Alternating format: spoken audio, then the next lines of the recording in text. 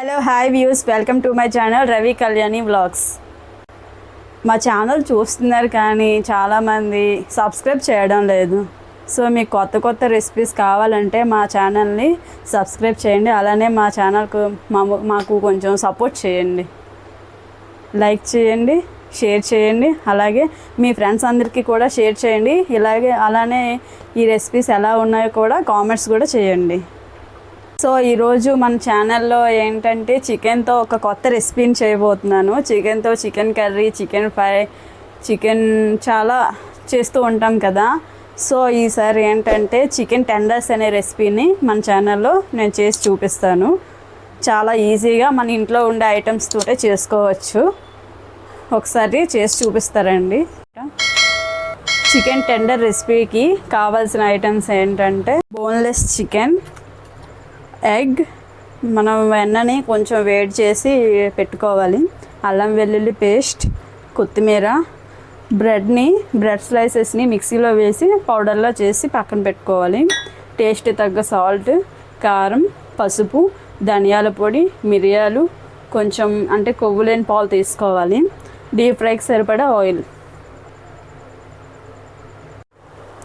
Chicken tenders అనే recipe వినడానికే చాలా కొత్తగా ఉంది కదా, కానీ దీని టేస్ట్ చాలా బాగుంటుంది. చాలా ఇంట్లోనే ఈజీగా చేసుకోవచ్చు, కానీ ఈ రెసిపీ మాత్రం చాలా కొత్తగా ఉంటుంది. మీరు కూడా ఒకసారి మీ ఇంట్లో ట్రై చేసి చూడండి. ఒక బౌల్ తీసుకొని అందులో కారం, కొంచెం పసుపు, టేస్ట్ తగ్గ సాల్ట్, ధనియాల పొడి,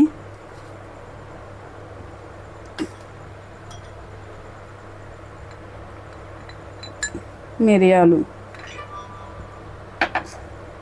అందులో వేడి చేసి పక్కన పెట్టుకున్నాం కదా నెయ్యి, వెన్న వేసి బాగా కలుపుకోవాలి. ఇలా బాగా కలుపుకున్నాం కదా, ఈ పేస్ట్ని చికెన్లో వేసుకోవాలి. ఇలా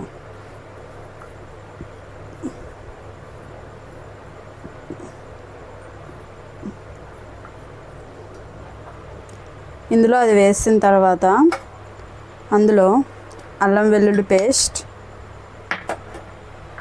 అలానే కొంచెం వెన్న వేసి బాగా కలుపుకోవాలి. ఇలా కలుపుకొని ఒక 5 or 10 minutes పక్కన పెట్టుకోవాలి. తర్వాత ఒక బౌల్ తీసుకొని అందులో ఒక ఎగ్ తీసి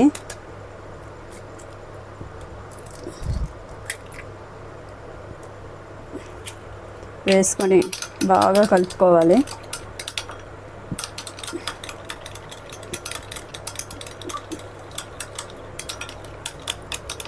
ఇలా కలుపుకున్న తర్వాత అందులో మనం కొవ్వులేని పాలు తీసుకున్నాం కదా, ఆ పాలుని కొంచెం అందులో వేయాలి. వేసి బాగా కలుపుకోవాలి. ఇలా కలుపుకోవడం వల్ల చికెన్కి బాగా టేస్ట్ వస్తుంది. ఇలా కలుపుకున్న దాన్ని ముందుగా మనం 5 or 10 minutes తర్వాత చికెన్ తీసుకొని ఆ చికెన్లో మన ఎగ్, మిల్క్ కలిపి పక్కన పెట్టుకున్నాం కదా, అది ఇందులో వేయాలి. ఇందులో వేసి బాగా కలుపుకోవాలి.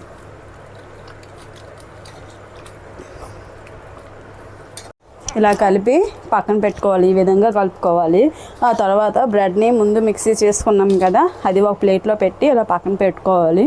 తర్వాత స్టవ్ ఆన్ చేసుకొని డీప్ ఫ్రైకి సరిపడా ఆయిల్ వేసుకోవాలి.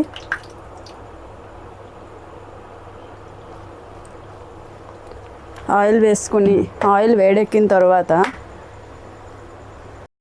ఆయిల్ బాగా వేడెక్కింది కదా, ఆ తర్వాత ఒక చికెన్ పీస్ని ఈ బ్రెడ్ క్రమ్స్లో బాగా ఇలా స్టఫ్ చేసుకోవాలి.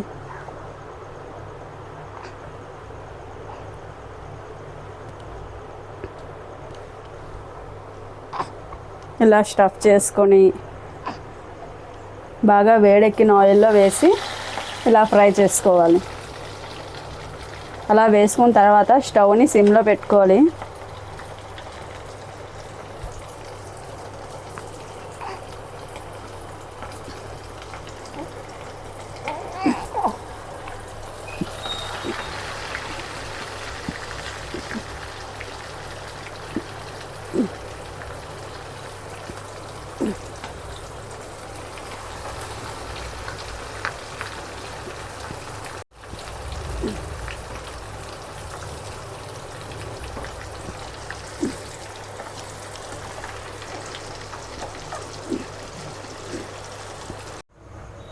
ఇలా ఫ్రై చేస్తే ఇలా చికెన్ టెండర్స్ రెడీ.